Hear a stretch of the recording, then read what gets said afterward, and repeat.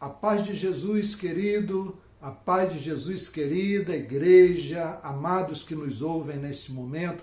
Que bom estarmos mais uma vez aqui compartilhando a palavra de Deus com você, com a sua família, com os seus amigos. Espero que todos estejam reunidos aí nesta noite de quarta-feira, onde nós estaremos vivendo momentos preciosos aqui, nos alimentando da palavra de Deus. Antes de nós darmos início à palavra de Deus, eu quero convidar você a ser fiel ao Senhor, a exercer a sua fidelidade ao Senhor, trazendo à casa do Senhor os seus dízimos e as suas ofertas, para que haja mantimento na casa do Senhor e você possa ser abençoado. Tempos difíceis exigem de nós também uma grande manifestação de fé, e nós cremos que assim que nós estivermos liberados, nós poderemos voltar ao nosso lugar de culto, onde Deus tem nos abençoado durante todos esses anos, e você é responsável por aquele lugar estar aberto.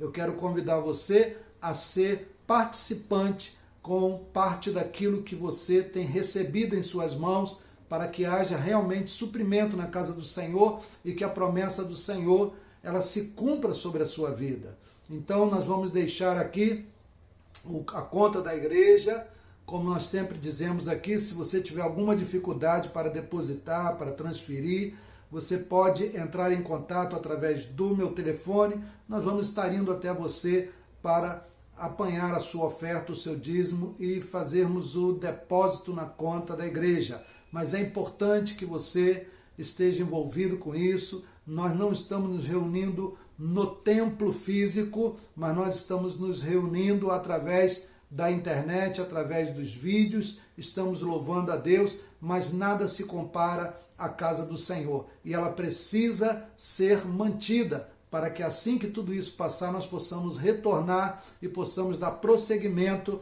a esta obra maravilhosa.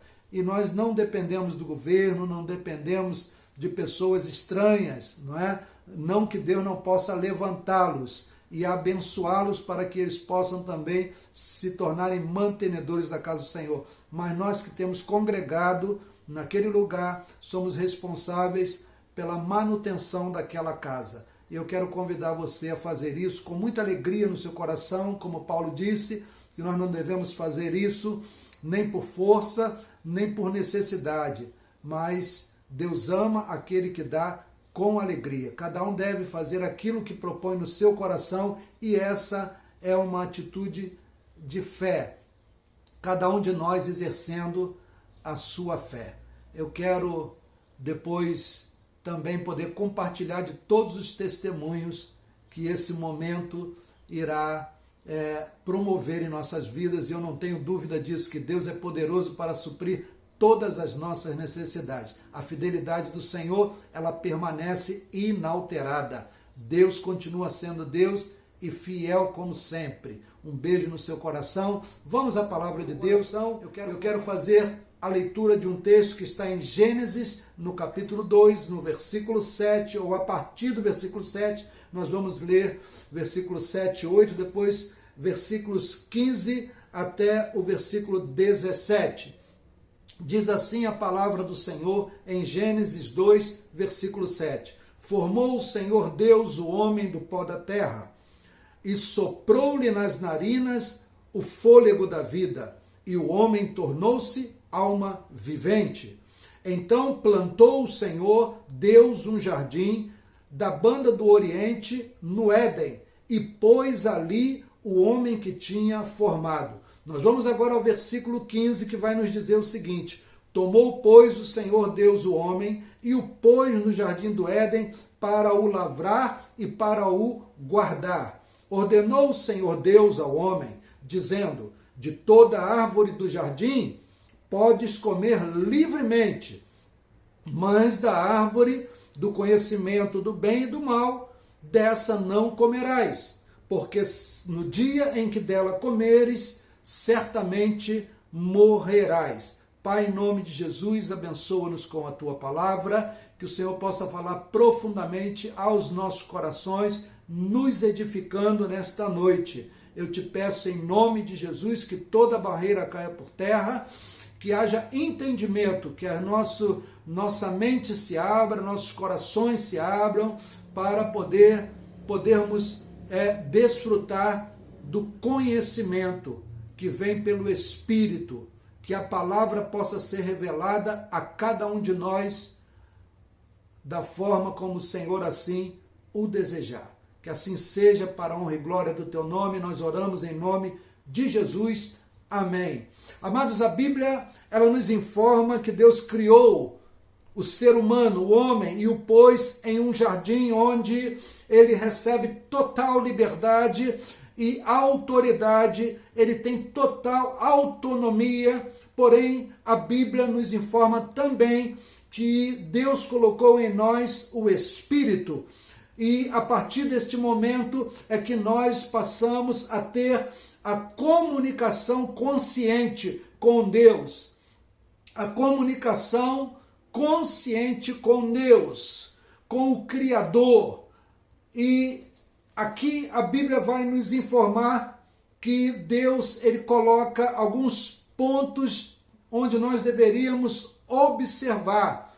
Deus coloca limites ao homem, para que o homem pudesse continuar na sua comunhão plena, para que o homem pudesse continuar desfrutando do jardim, para que o homem pudesse continuar também na sua relação mais íntima com Deus, através da observância da sua lei. Aquele já era um momento onde Deus estabelece uma lei, onde Deus estabelece algo que o homem deveria obedecer. Leis são para que nós possamos obedecer e nos mantermos dentro de um padrão onde as coisas possam fluir de acordo com aquilo que foi estabelecido, acordado. E as leis de Deus, elas são importantes na nossa vida, para que nós possamos ter plena comunhão com Deus. Deus dá uma ordem que seria a base da sua aliança com o homem, queridos, em Gênesis 2, no versículo 16, ordenou o Senhor Deus ao homem, dizendo, de toda árvore do jardim podes comer livremente, mas da árvore do conhecimento do bem e do mal, dessa não comerás, porque no dia em que dela comeres, certamente morrerás. Deus deu ao homem, irmãos, uma natureza terrena e colocou nele a sua natureza, colocou nele a sua essência. E é a partir desse momento que o homem ele se torna alma vivente com a capacidade de discernir, de sentir e de decidir. Deus deu esta capacidade ao homem para que ele pudesse se relacionar primeiramente não apenas com a criação, mas primeiramente com o próprio Criador. Deus desejava manter esta relação muito íntima com o homem. Deus deixa claro para o homem que enquanto ele fosse obediente e estivesse ligado a ele, poderia desfrutar de todas as bênçãos criadas por ele, além de poder se comunicar diretamente, constantemente com ele. O homem foi infeliz, irmãos. O homem foi infeliz em suas escolhas e por isso o homem perde todo o direito ao jardim. O homem perde todo o direito à comunicação com Deus, o direito de se relacionar com Deus. Por quê? Porque o homem quebra o princípio da obediência, desobedecendo as ordens de Deus, desobedecendo aquela lei de Deus, onde ele não poderia tocar naquilo que Deus separou. Em Gênesis 3, no versículo 23, diz assim: o Senhor Deus, pois, lançou fora do jardim do Éden para lavrar a terra de que fora tomado. Deus agora tira o homem daquele lugar de conforto, daquele lugar de comunhão, e o expulsa daquele lugar e o coloca para lavrar a terra fora do jardim, ou seja, o homem iria comer do pão que duramente iria conquistar sem o direito de desfrutar das bênçãos de Deus. Olha que coisa terrível nós estamos lendo aqui agora na palavra de Deus, queridos. Deus coloca ele fora do jardim, o devolve para o lugar de onde ele foi formado, e havendo lançado fora o homem, pôs ao oriente do jardim do Éden os querubins e uma espada flamejante que se volvia por todos os lados para guardar o caminho da árvore da vida, para que o homem não retornasse àquele lugar e não tocasse mais naquilo que Deus havia criado com tanto carinho, com tanto zelo e dado a oportunidade e a liberdade do homem desfrutar. Ouça bem, nesse momento nós também não podemos nos esquecer que Satanás há tempos atrás havia sido expulso do céu por rebelião e lançado para baixo, e agora ele olha para o homem, ele vê o homem, ele sabe que o homem é a obra-prima de Deus, ele sabe que o homem, ele leva a essência de Deus, e ele agora deseja também fazer com que o homem se rebele contra Deus. Ele deseja fazer com que o homem também tenha a sua liberdade interrompida. Ele deseja fazer com que o homem perca o seu relacionamento com Deus. Ele deseja fazer ao homem que é a obra-prima da criação, a coroa da criação, ele deseja fazer o mal a este homem, a este ser criado para viver em comunhão plena com Deus. E ele começa a induzi-lo a fazer exatamente o que Deus disse que ele não poderia fazer, a fim de fazer com que o homem tivesse o mesmo destino que ele tem, a morte eterna, a perda de todos os direitos dados por Deus. Ele veio para destruir, queridos. Satanás sabe que ao obedecê-lo, o homem se torna seu servo. Grave bem esta pequena frase que eu estou trazendo para você agora. Satanás, ele sabe muito bem que se nós o obedecermos, nós nos tornaríamos seus servos e ele seria o nosso Senhor, o Senhor do homem. Foi exatamente o que ele conseguiu fazer no momento em que ele seduz o coração de Eva, ele desperta nela o interesse de tocar naquela árvore e depois ele a leva a seduzir também Adão, seu marido. Era este o detentor desta responsabilidade. E ele dá ouvidos a Eva e ele também come daquele fruto, e ali Deus foi despertado para o que o homem havia feito, e é algo tão grave que nós sofremos a consequência até hoje. Satanás, ele passa, a partir daquele momento, ele passa a ser o senhor do homem, quando o homem deixa de obedecer a Deus e se deixa seduzir, se deixa encantar, se deixa conduzir pela palavra do inimigo de Deus. E é aqui que Satanás se apodera da vida do homem e de tudo o que o homem tinha direito. É aqui que ele começa a governar a vida do homem e levar o homem à perdição, levar o homem à destruição. Isso que nós fizemos ao obedecê-lo naquele jardim onde nós estávamos plantados para vivermos as bênçãos de Deus. Ao obedecermos aquele que estava caído, nós estamos agora também caídos e subjugados à sua vontade, porque aquele a quem eu e você obedecemos, nós nos tornamos servos. Você e eu, nós nos tornamos servos daqueles a quem nós obedecemos. Então entenda bem isso. E nesse momento, o homem é então expulso do Éden. Éden significa lugar de delícias, porque desobedeceu ao Senhor do Éden, ao dono de todas as coisas, ao Criador de todas as coisas.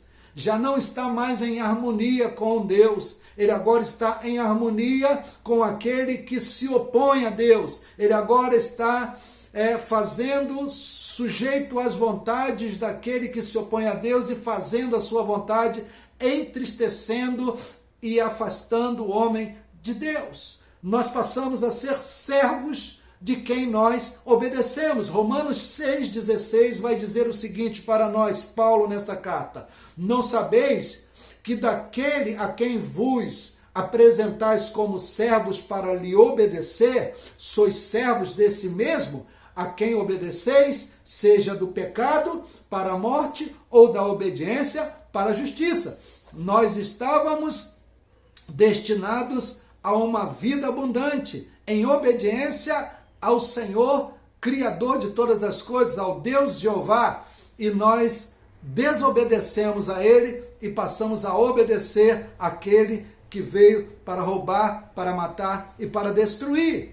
E esse é o resultado que nós estamos vendo na humanidade nos dias de hoje e que se agrava cada vez mais, porque ele não para de maquinar o mal, ele não para de trazer destruição, ele não para de aliciar pessoas, ele não para de destruir pessoas, todos pela desobediência, entenda bem isso, pela desobediência de Adão, todos nós nascemos fora do Éden, e pela nossa desobediência nós somos mantidos fora dele, perdemos a ligação com Deus. Romanos 3,23 diz o seguinte para mim e para você: porque todos pecaram e destituídos estão da glória de Deus. Romanos 5,12, mais um texto para nós: portanto, assim como por um só homem entrou o pecado no mundo, pelo pecado a morte, assim também a morte passou a todos os homens, porquanto todos pecaram. Isaías 59:2, a Bíblia vai nos informar através do profeta Isaías: mas as vossas iniquidades, ele está falando para o povo de Israel, e hoje nós também somos chamados a observarmos essas questões. Mas as vossas iniquidades fazem separação entre vós e o vosso Deus, e os vossos pecados esconderam o seu rosto de vós, de modo que não vos ouça. Que coisa terrível a humanidade herdou de Adão. Que coisa terrível nós estamos vivendo hoje, queridos. Deus faz uma primeira tentativa. Ouça bem, aqui eu começo a desenrolar isso para você, para que você entenda com muita clareza aquilo que nós estamos querendo falar nesta noite. Deus faz uma primeira tentativa ao enviar Moisés para Israel, e quando Moisés ele sobe para receber as tábuas da lei após ter tirado o povo do Egito, das garras do inimigo, que prefigura a Satanás, não é? Que é a figura de Satanás, Faraó. Quando ele sobe, então, após ter tirado o povo do Egito, com muito sacrifício, debaixo do comando de Deus, ele sobe um monte para receber as tábuas da lei, para que o povo pudesse viver em obediência, em harmonia, em sintonia com Deus. Ele sobe, e ao se demorar um pouco mais de tempo que o povo poderia suportar, porque nós somos difíceis realmente, nós não conseguimos suportar por muito tempo algumas coisas. Ele volta, e quando ele volta porque Deus disse: desce, porque o teu povo já se corrompeu. Ah, que coisa tremenda! Deus não conseguiu nesse primeiro momento levar as suas determinações para o homem, a fim de que o homem vivesse em harmonia com ele. Deus faz uma segunda tentativa, e Deus dá as novas tábuas das leis para que o homem pudesse viver em harmonia com ele, mas o homem está com um DNA corrompido, e o homem não consegue obedecer às leis de Deus. Deus faz uma terceira tentativa ao enviar os demais profetas, que ao longo da história eles vão se manifestando da parte de Deus para mostrar ao homem o caminho do bem e do mal, da bênção e da maldição, e o homem caído, com seu DNA corrompido, ele insiste em fazer tudo para trazer tristeza ao coração de Deus. Ele se corrompe, ele permanece na desobediência. Muitas vezes, por algum tempo, conseguiu alegrar o coração de Deus, mas logo entristece o coração de Deus e cai, se afasta de Deus, e Deus sempre tentando e levantando profetas. Deus envia então, queridos, após muitas tentativas, Deus envia a Jesus, que sendo tentado na mesma forma pelo diabo, ele lhe nega a obediência, e ele, em obediência a Deus, vivendo pela palavra de Deus, pela vontade de Deus, ele restaura a comunhão do homem com o Criador. Ele vai servir de testemunho e nos representar diante do Pai. Por isso é importante que nós entendamos algumas coisas, e eu quero compartilhar algumas coisas com você ainda nesta noite, com relação à nossa restauração, com relação à provisão de Deus, com relação à nossa intimidade com Deus. Eu quero compartilhar algo importante com você nesta noite. A primeira coisa que eu quero compartilhar com você depois desse período introdutório é que a provisão de Deus, ela só pode ser experimentada de fato por aqueles que recebem a Jesus como Senhor e Salvador. Você lembra que eu disse no início da nossa mensagem que o homem, ao desobedecer a Deus e obedecer a Satanás, ele passou a ser servo de Satanás, e Satanás passou a ser o seu senhor. Deus vai tratar Satanás como o Deus desse século, Deus desse mundo. A Bíblia diz que o mundo jaz no maligno, e nós estamos mergulhados nesse caos. A provisão de Deus, ela só pode ser experimentada de fato por aqueles que agora estão olhando para Jesus, aceitam a palavra de Jesus e vivem pela palavra de Jesus. Aqueles que o recebem como seu Senhor e Salvador, aqueles que ouvem a voz de Jesus e lhes obedecem. Senhor e Salvador. Senhor, quando nós o obedecemos, Jesus se torna nosso Senhor a partir do momento que nós lhe obedecemos. Se torna Salvador porque se torna justiça de Deus pela obediência àquele que em tudo foi obediente até a morte. Pela obediência, Jesus obedeceu ao Senhor Deus, Jeová, ao seu Pai, em tudo. Ele não falhou em nenhum momento com o Pai. Por isso que na forma humana, Deus, quando olha para nós, ele vê o Filho, que em nosso lugar se pôs por propiciação pelos nossos pecados, se pôs em obediência para que nós pudéssemos, através dele, termos a nossa comunhão restaurada, resgatada com Deus, para que nós pudéssemos viver a vida abundante. E em Filipenses, no capítulo 2, versículo 8, diz assim: e achado na forma de homem, Paulo vai dizer, humilhou-se a si mesmo, tornando-se obediente até a morte, e morte de cruz.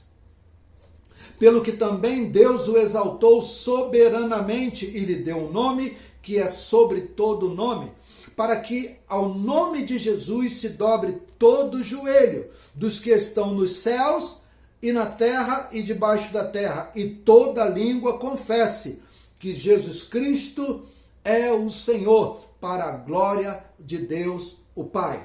Em Romanos 3, 26, Paulo diz: para a demonstração da sua justiça neste tempo presente, para que ele seja justo e também justificador. Entenda bem isso, justificador daquele que tem fé em Jesus.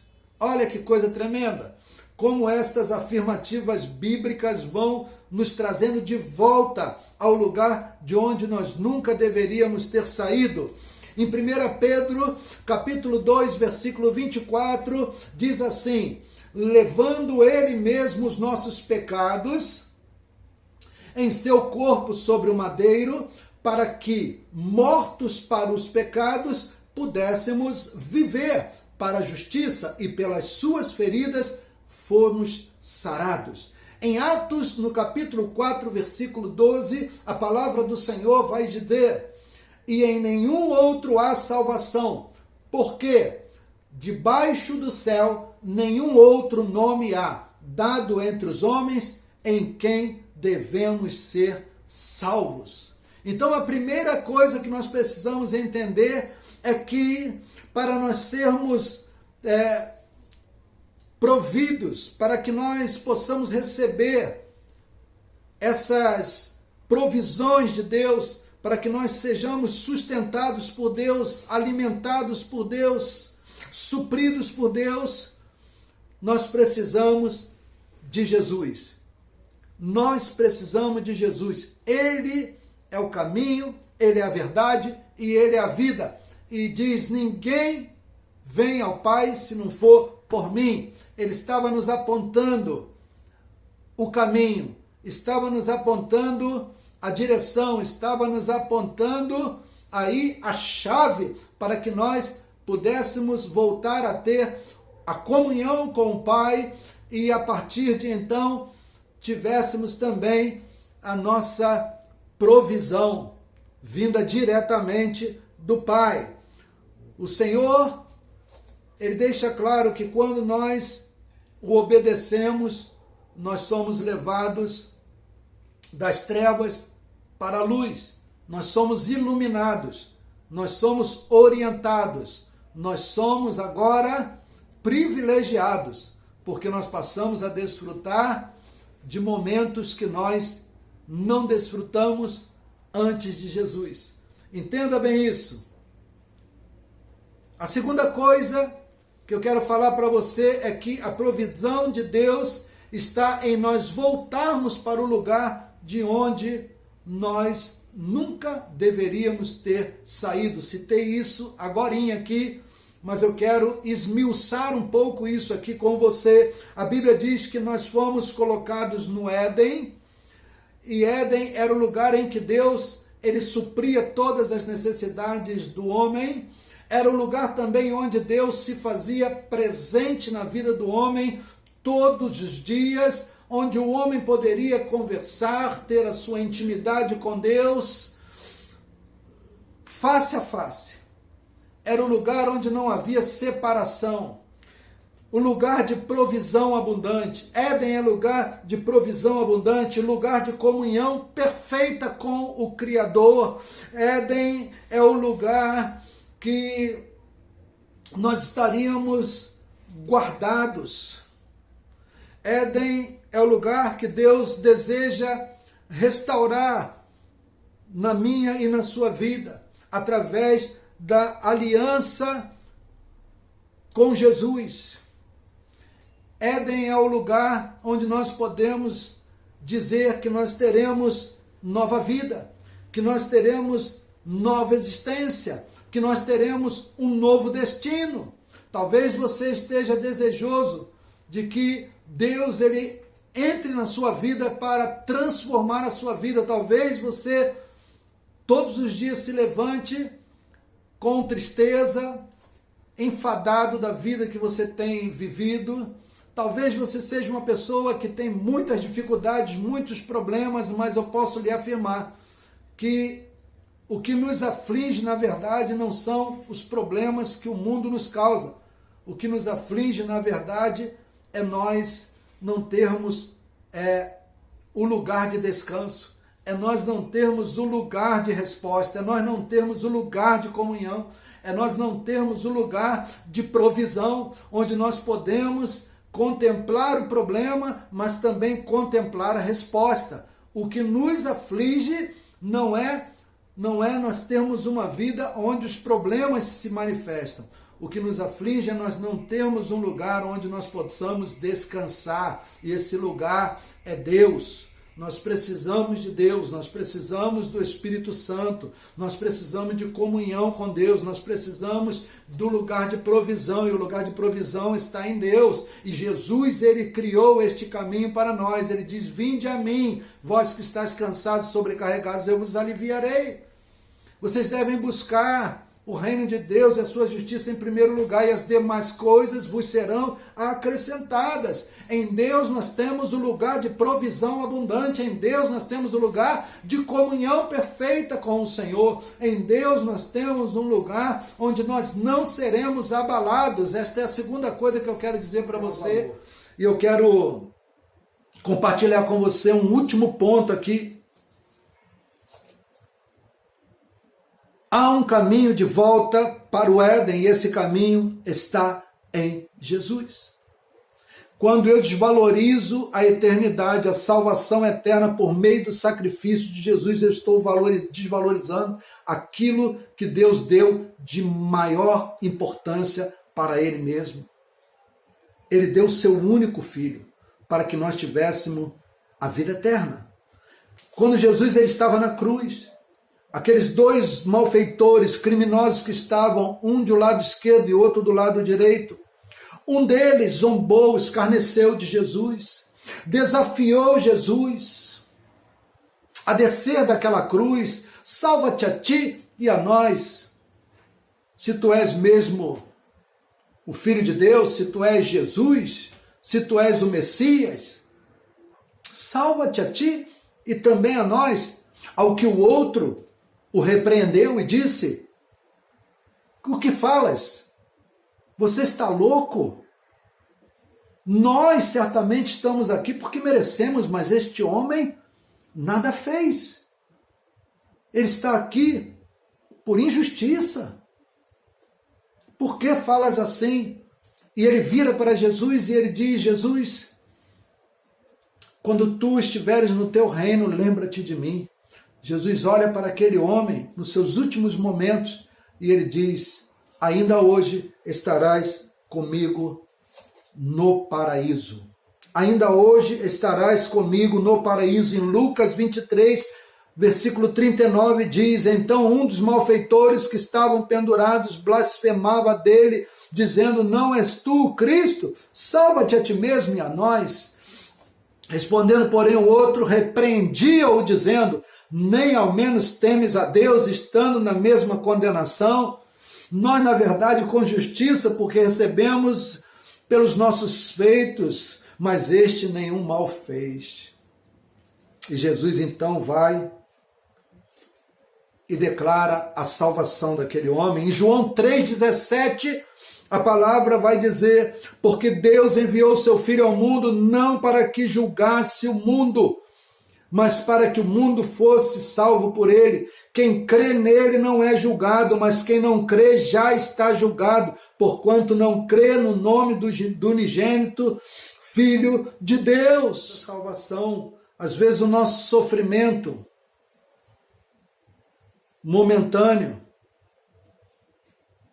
faz com que a gente reflita sobre as questões eternas e desvalorizemos as questões eternas. Às vezes a nossa percepção pela vida que nós temos, ela é lançada sobre aquele que quer mudar a nossa história.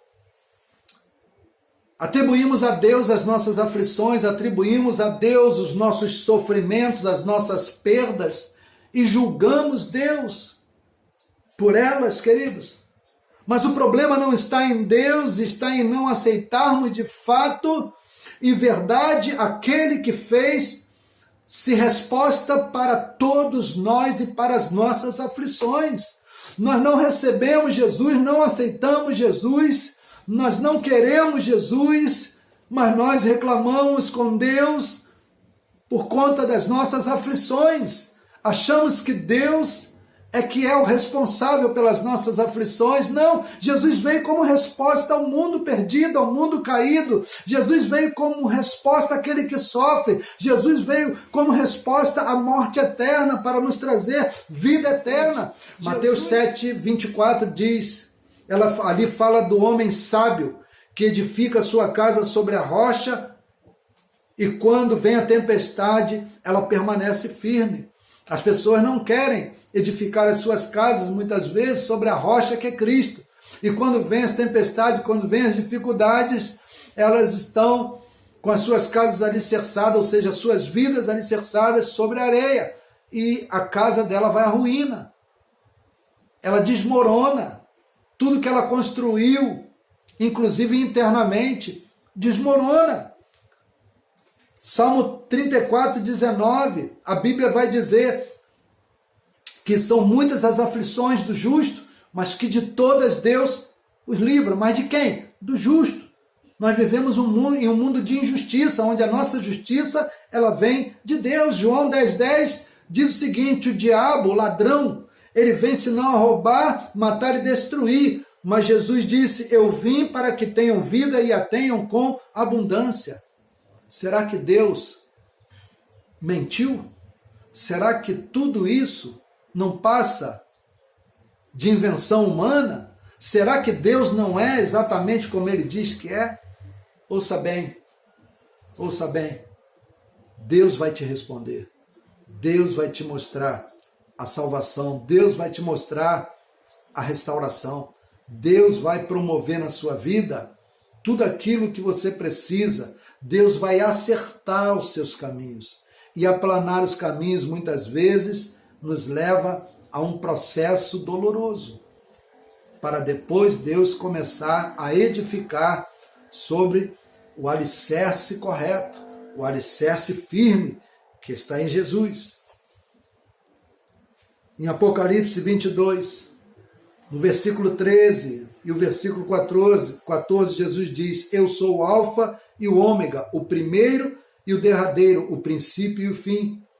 Bem-aventurados aqueles que lavam as suas vestes no sangue do Cordeiro, para que tenham direito à árvore da vida e possam entrar na cidade pelas portas.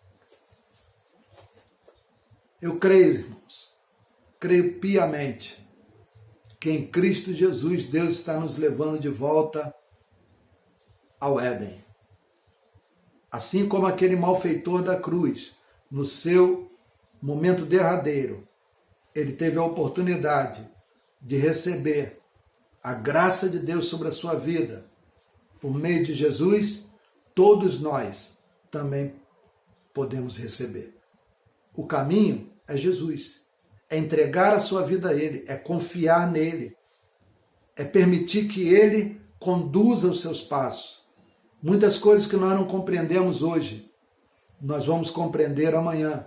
E existem coisas que nós nem vamos compreender, porque existem coisas que pertencem a Deus.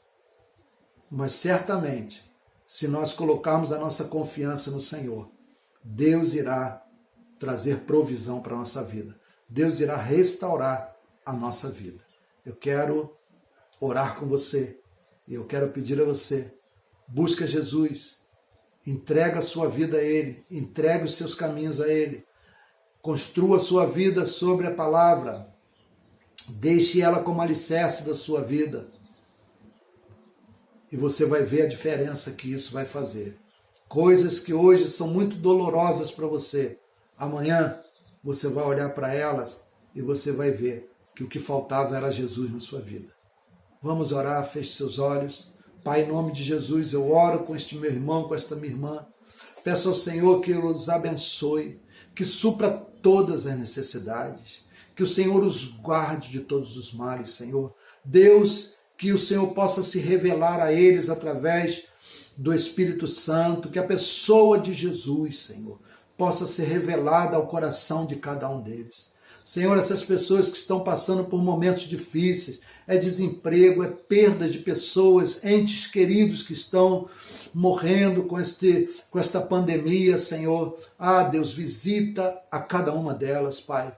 Supre a necessidade delas, Pai. Senhor, que esse momento seja um momento onde o homem possa se voltar para Ti, possa compreender que é em Jesus, meu Pai, que nós temos não apenas a redenção, não apenas a salvação, mas que nós temos a cura, que nós temos a libertação, que nós temos o suprimento que nós precisamos, Pai. O que nos falta é nós nos voltarmos para Jesus. A tua palavra diz: submetei-vos a Deus, resisti ao diabo e ele fugirá de vós.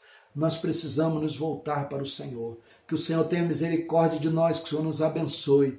Nesse momento eu envio uma palavra de cura, uma palavra de restauração à vida de cada pessoa que nos ouve nesta noite, Pai. Eu oro em nome de Jesus e eu te adoro na beleza da tua santidade. Em nome de Jesus. Amém e amém. Que Deus te abençoe rica e abundantemente. Vou deixar aqui, nesse momento, o nosso contato, vou deixar a conta da igreja, como eu havia falado, e que você possa fazer aí o seu depósito, o seu dízimo, a sua oferta, e creia que Deus é poderoso para, em momentos difíceis, suprir todas as suas necessidades. É nisso que nós temos crido e é por isso que nós estamos aqui, pregando a palavra de Deus, porque temos vivido a provisão de Deus. Que Deus te abençoe poderosamente em nome de Jesus. Um beijo no seu coração.